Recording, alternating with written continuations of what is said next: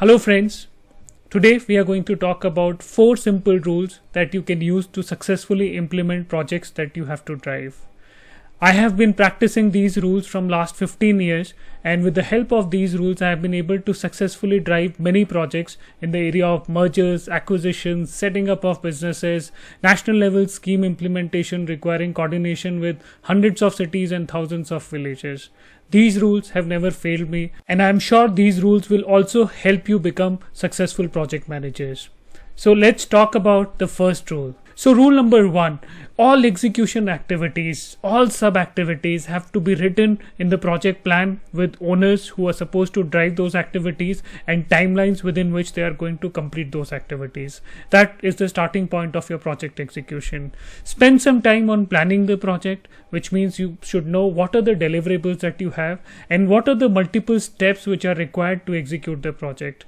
Spend a lot of time in this activity, because if you mess up on this, the entire project execution will go for a toss.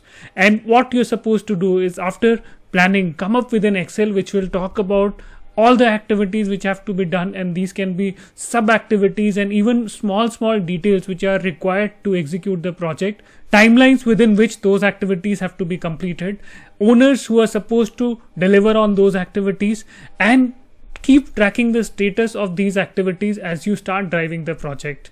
If you have this right, 50% of the battle is won, because if you get a good project plan with right owners, right timelines, and have all the activities listed, then you're almost there, because you know what is to be done, who has to do it, everyone is accountable, and then you just have to keep making sure that everyone follows the plan. I learned this lesson very early in my career.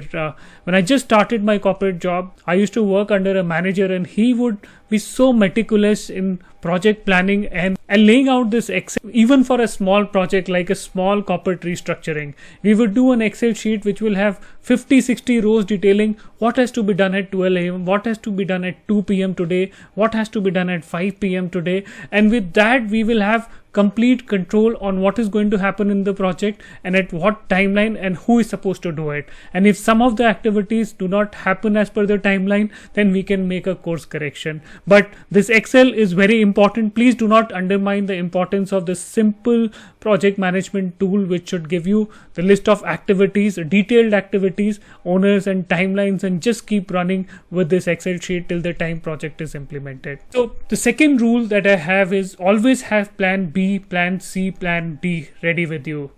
Most of you would have heard about plan B, which is an alternate plan in case your plan A does not work. But in case of complex projects, always keep few backup plans ready in case your plan A does not work, your plan B does not work, your plan C does not work. You should always have a plan D ready.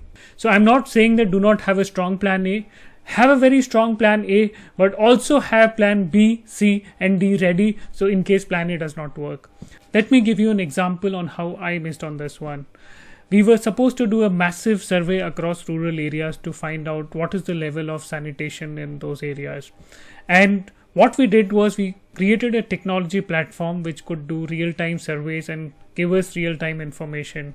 We tested that technology platform multiple times in our city, and we realized that it's absolutely fine. We tested it at 2 times the peak load it was supposed to handle, and it worked absolutely fine. So we were all happy.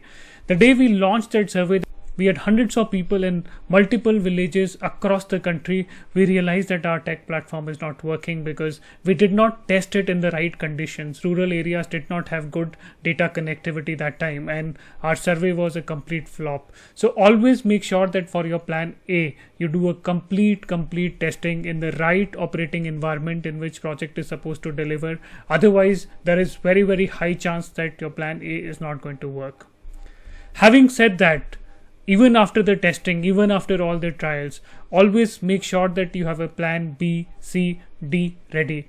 One of my boss always used to tell, whatever can go wrong will always go wrong when you go live on the projects. So make sure that you do a proper FME analysis, failure mode analysis, to find out what can go wrong in your project plan, in your project implementation, and always have a countermeasure to make sure that if something goes wrong, you are ready with plan B, C, and D, and there is no panic in the system. You are always in control of the situation.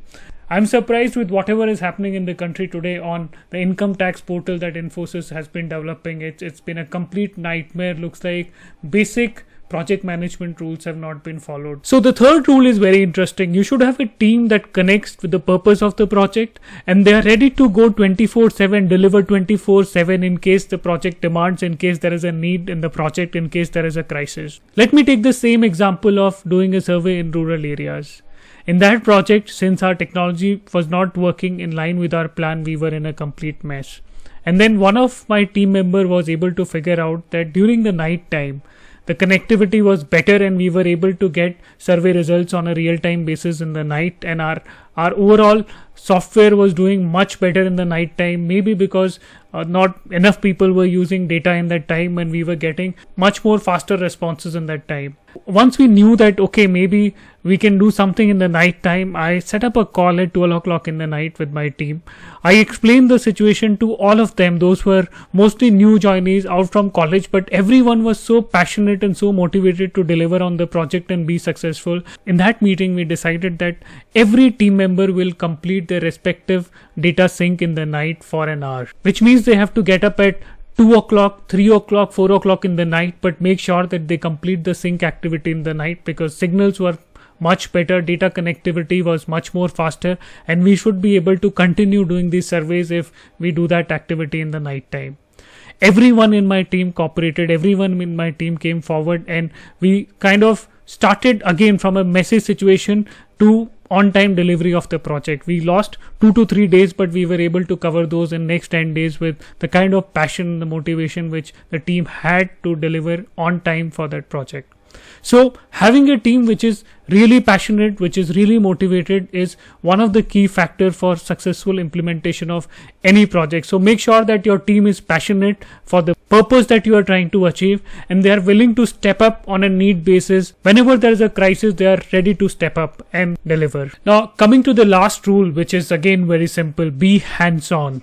Which means either you are supposed to delegate work, you are supposed to empower your people, but do not abrogate, do not run away from your responsibility.